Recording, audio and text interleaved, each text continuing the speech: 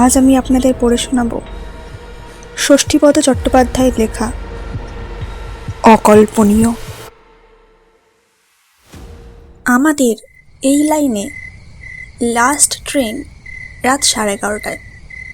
নেহাত দৈব দুর্বিপাক না হলে লাস্ট ট্রেনে আমরা কেউ চাপি না। তা সেবার মধ্যমগ্রাম থেকে আমার এক বন্ধুর বিয়েতে নিমন্ত্রণ খেয়ে ফিরছিলাম। তখন শীতকাল, তার উপর ফিরতেও রাত হয়ে গেল অনেক। স্টেশনে এসে দেখি লাস্ট ট্রেন সবুজ সংকেত পেয়ে ছাড়বার উপক্রম করছে। আমি ছুটে গিয়ে একটা বগিতে উঠে পড়তেই ছেড়ে দিল ট্রেন। আমি রামরাজাতলায় নামি। হাওড়া থেকে মাত্র 2টি স্টেশনের পরেই রামরাজাতলা। এমন কিছু দূরও নয়, কিন্তু মুশকিল হলো ট্রেনে উঠে সহযাত্রী হিসেবে কাউকে না পেয়ে। পুরো বগিটা একেবারে শুনশান। ভয় করতে লাগলো খুব, কেননা দিনকাল খারাপ। বিশেষ করে টিকিয়াপাড়ায় সমাজবিরোধীদের দৌরাত্ম্য খুব। যদি কেউ সেখানে ওঠে এবং পথ মতলব প্রয়োগ করে তাহলে উপায়? একা আমার পক্ষে তাদের প্রতিহত করা কখনোই সম্ভব নয়। এই লাইনের ট্রেনে সময় বলে কিছু নেই, তার উপর ধীরে চলো নীতিতে চলে। তাই ধীর স্লথ গতিতে চলতে লাগলো ট্রেন। যেতে যেতে খানিক পরে আলো নিভে অন্ধকার হয়ে গেল। সে কি ভীষণ অন্ধকার! 2টি পাওয়ার স্টেশনের আউট অফ কানেকশনের জন্য এইখানে প্রতিদিনই এইরকম হয়। খানিক যাওয়ার পর আবার আপনা থেকেই আলো জ্বলে ওঠে। এবারেও তাই হলো। আলো জ্বলতেই আমি অবাক বিস্ময়ে দেখলাম এক সুন্দরী ভদ্রমহিলা অত্যন্ত সাদামাঠা পোশাক পরে কামরার মাঝামাঝি জায়গায় জানলার ধারে গালে হাত দিয়ে চুপচাপ বসে আছেন। ভদ্রমহিলার বয়স খুব বেশি হলেও 30-35-এর ওপরে কখনো না। এই প্রচণ্ড শীতে খোলা জানালার ধারে উনি যে কি করে বসে আছেন তা ভেবে পেলাম না। সবচেয়ে রহস্যময় ব্যাপার, উনি উঠলেনই বা কখন? নাকি আমারই চোখের ভুল? তাড়াতাড়ি ছুটে এসে ট্রেন ধরেছি বলে আদৌ ওকে লক্ষ্য করিনি। হয়তো তাই। তবুও আমি একা থাকায় নিঃসঙ্গতা দূর করবার জন্য আমার সিট ছেড়ে এগিয়ে গিয়ে তার মুখোমুখি বসলাম। ভদ্রমহিলা একবার ফিরেও তাকালেন না আমার দিকে। অবশেষে আমি নিজেই আলাপ জমাতে গেলাম তার সঙ্গে। বললাম, কি ব্যাপার, আপনার সঙ্গে কেউ নেই? এত রাতে একা কোথায় চলেছেন? ভদ্রমহিলা একইভাবে বসে রইলেন, কথার উত্তরই দিলেন না আমার। এমনকি আমার দিকে চেয়েও দেখলেন না পর্যন্ত। আমি আবার বললাম, কিছু মনে করবেন না, দিনকাল খারাপ তাই বলছি। আমারই একা যেতে ভয় করছে, অথচ আপনি। ভদ্রমহিলা এবারেও নিশ্চুপ, ফলে আলাপ আর জমল না। দরকারই বা কি? ট্রেন টিকিয়াপাড়ায় থামল। একবার ভাবলাম নেমে গিয়ে গার্ড কম্পার্টমেন্টের পাশে উঠি। আবার ভাবলাম আর তো মাঝে একটা স্টেশন, তারপরেই রামরাজাতলা, একেবারে সেখানেই নামব। তাই চুপচাপ বসে রইলাম। বসে বসে ভদ্রমহিলার দিকে তাকিয়ে নানা রকম চিন্তা ভাবনা করতে লাগলাম। মনে মনে আহতও হলাম একটু। কারোর সঙ্গে যেচে কথা বলতে গেলে তিনি যদি উত্তর না দেন বা এড়িয়ে যান তাহলে খুবই অসম্মান বোধ হয়। যাই হোক, উনি কথা বলুন আর নাই বলুন, আমার কি যায় আসে? আমি তো মনের মধ্যে কোনো বদ উদ্দেশ্য নিয়ে কথা বলতে যাইনি। একা কোনো মহিলাকে রাতের গাড়িতে এইভাবে দেখলে কৌতূহল একটু হয় বই কি, বিশেষ করে উনি যখন একজন ভদ্র মহিলা। সিগন্যাল না পেয়ে ট্রেন দাসনগরে ঢোকবার মুখেই থেমে গেল।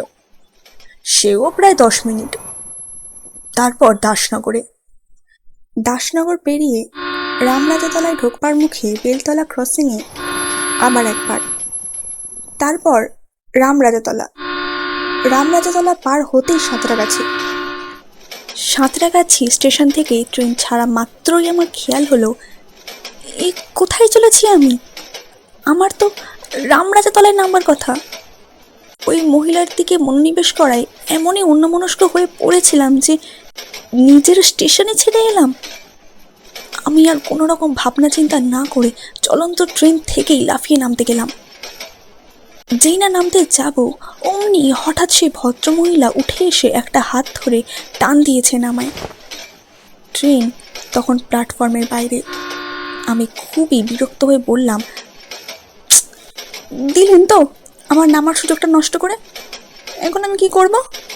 সাঁতরাগাছিতে নামলে যেভাবে হোক পাড়ার ভেতর দিয়ে কুকুরের তাড়া খেয়ে হেঁটেও আমি বাড়ি পৌঁছাতে পারতাম।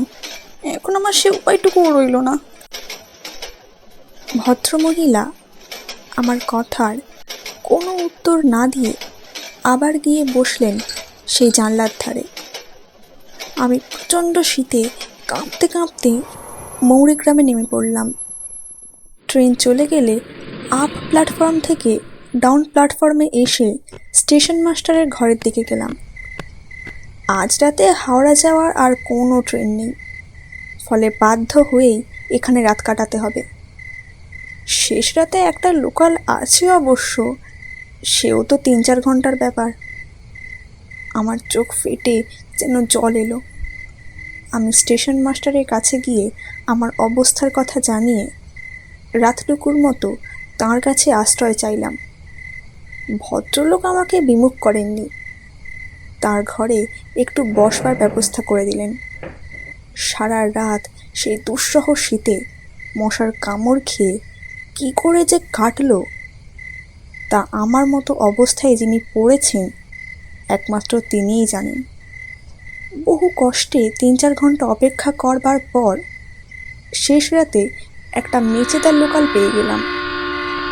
এই ট্রেনে অবশ্য লোকজন যথেষ্টই ছিল, এদের মধ্যে ব্যাপারই বেশি, তাই আর কোনো অসুবিধা হলো না। মৌরিগ্রাম থেকে রামরাজাতলা মাত্র 9 মিনিটের পথ। ট্রেন থেকে নেমে যেন স্বস্তির নিঃশ্বাস ফেললাম। তারপর স্টেশন থেকে বাড়ি যখন ফিরলাম তখন দেখলাম বাড়ির লোকেদের চোখে মুখে রীতিমতো দুশ্চিন্তার ছাপ। সারা রাত একজন মানুষ বাড়ি না ফিরলে যা হয় আর কি। যাই হোক, আসল ব্যাপারটা বাড়িতে আমি সম্পূর্ণ চেপে গেলাম। বললাম, কাল রাতে ফিরতে দেরি হওয়ায় লাস্ট ট্রেনটা একটুর জন্য মিস করি, তাই সারা রাত হাওড়া স্টেশনে পড়ে থেকে ভোরের প্রথম ট্রেনেই আসছি। এই বলে বিছানায় শুয়ে তেড়ে একটা ঘুম দিয়ে শরীরটাকে ঝরঝরে করে নিলাম। এই কাহিনীর এখানেই সমাপ্তি ঘটলে এটা আর গল্প হতো না। এই ঘটনার কিছুদিন পরেই নটবরপাল রোডের একটা বাড়িতে আমার ভাগিনে ওর জন্য মেয়ে দেখতে গেলাম। মেয়েটি সুন্দরী না হলেও চলনসই। আমাদের পছন্দ হওয়ার ব্যাপারটাও ওদের জানিয়ে দিলাম। তখন সন্ধে উত্তীর্ণ হয়েছে। আমাদের মতামত জেনে কন্যাপক্ষের লোকেরা পরমানন্দে দোতলায় নিয়ে গেলেন মিষ্টি মুখ করাতে। এমন সময় হঠাৎ লোডশেডিং। অন্ধকারে ভরে গেল চারিদিক। আর ঠিক তখনই যা দেখলাম তাতে সারা গায়ে কাঁটা দিয়ে উঠল আমার। ঘরের দেওয়ালের মাঝামাঝি জায়গায় একটা ছবি টাঙানো ছিল। সেই অন্ধকারেও ছবিটা যেন হঠাৎ কিরকম স্পষ্ট হয়ে উঠল। দেখলাম এই ছবি আর কারো নয়, সে রাতে ট্রেনের কামরায় দেখা সেই ভদ্রমহিলার। সবচেয়ে আশ্চর্য, ছবির মুখ আমার দিকে তাকিয়ে হাসছে। তার চোখে পাতা নড়ছে, ঠোঁট দুটো নড়ছে, আর আর আমার কিছুই মনে নেই। সামান্য কিছুক্ষণের জন্য সংজ্ঞাহীন হয়ে পড়েছিলাম। পরে অবশ্য খবর নিয়ে জেনেছিলাম ওই ভদ্রমহিলা মেয়েটির মা।